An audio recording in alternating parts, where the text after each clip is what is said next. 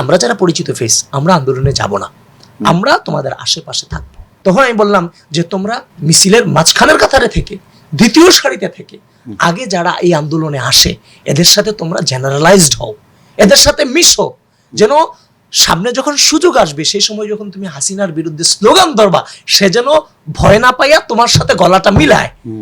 সেই বন্ধনটা তোমরা আগে তাদের সাথে ক্রিয়েট করো।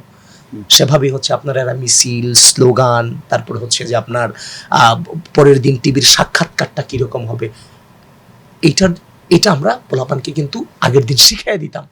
প্রত্যেকটা ছেলে মেয়েকে আমরা নার্সিং করছি ওই সময়টাতে, আলাদা একটা গ্রুপ খুলে নিয়েছি 7 তারিখ রাতেই, কোটা আন্দোলন পর্যালোচনা গ্রুপ। আমার বইয়ে স্ফুলিঙ্গ থেকে দাবানলি হিস্ট্রি গুলো আছে, আমরা আলাদা প্ল্যাটফর্ম খুলে নিছি। এখন কথা হচ্ছে যে কোটা সংস্কার আন্দোলনের যে গ্রুপটা আছে কিংবা তারা জানতে, এখন ওইখানে যদি আমরা যাই, আমরা তো এদের টেন্ডেন্সিতে আন্দোলনেতে যাব না। আমাদের ছেলে মেয়েদেরকে নির্দেশ দিই তোমরা আন্দোলনে জেনারেলাইজড হও। আমাদের আরেকটা আলাদা প্ল্যান আছে।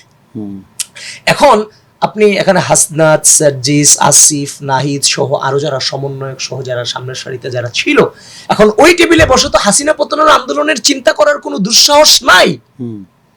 15 তারিখের আগে, 18 তারিখের আগে এই ধরনের আলোচনা কখনোই তারা এক টেবিলে করতে পারবে না, কারণ এখানেও ছাত্রলীগের এজেন্ট ছিল, ফ্যাসিস্ট হাসিনার এজেন্ট ছিল এখানে। সুতরাং এই দুঃসাহস কেউ দেখাবে না। কিন্তু আমরা তো ডে ওয়ান থেকেই পরিকল্পনা করে গেছি, যদি কোনো প্রকার ভুল সিদ্ধান্ত হয় এই আন্দোলনটাকে হাসিনা বিরোধী আন্দোলন রূপদান করতে হবে। যার ফলে ছেলেমেয়েদেরকে জেনারেলাইজেশন করলাম।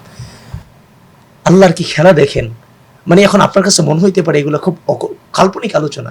কাল্পনিক না ভাই, যে সিদ্ধান্তে, যে চিন্তা চেতনা করে এই আন্দোলনটাতে ছেলেমেয়েদেরকে জেনারেলাইজেশন করলাম, যে কথা বলে এদেরকে জেনারেলাইজেশন করলাম যে ভুল করলে হাসিনা বিরোধী স্লোগান তুললা সবাইকে এক কাতারে নিয়ে আসতে হবে। একবার যে হাসিনা বিরোধী স্লোগান তুলে ফেলবে সেই জায়গা থেকে বের হইতে পারবে না। 14 তারিখ রাতে মহান সৃষ্টির কৃষি খেলা, 14 তারিখ রাতে হাসিনা যেভাবে হোক এই রাজাকার শব্দটাকে যখন ওইভাবে জেনারেলাইজ করে ফেললো, স্টুডেন্ট কিন্তু খেপে গেল।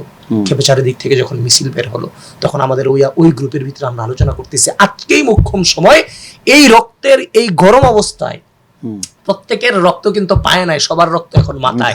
এই মুহূর্তে যে স্লোগানটা দিব সেটাই সবাই ধরবে, আর এটা গোটা বাংলাদেশ স্প্রেড হবে। তোমরা দ্রুত স্লোগান লিখো। স্ক্রিনশট গুলো কিন্তু আমার বইয়ে আছে। তখন আমরা যারা গ্রুপে ছিলাম, তখন জুনিয়ররা, বিশেষ সেশনের এক স্টুডেন্ট মুক্তিযোদ্ধা জিয়াউর রহমান হলের তৎকালীন সহ সাংগঠনিক সম্পাদক রিজভি আলম, সে গ্রুপে লিখছে তুমি কি আমি কে রাজাকার রাজাকার। এই স্লোগানটা ওঠার পরে এটাকে তো ট্যাগ দেওয়া হচ্ছিল বিভিন্ন ভাবে, এটার সাথে সংযুক্তি সে লিখলো কে বলেছে স্বৈরাচার স্বৈরাচার। এই রিজভির এই স্লোগান আমাদের ছেলেরা রাজু ভাস্কর্যের পাদদেশ থেকে তুলে দিল, আর সাথে সাথে গোটা বাংলাদেশ এই স্লোগান লুফে নিল। গোটা রাতের মধ্যে গোটা বাংলাদেশ ব্যাপী মানুষের মুখ দিয়ে বের হলো হাসিনা স্বৈরাচার।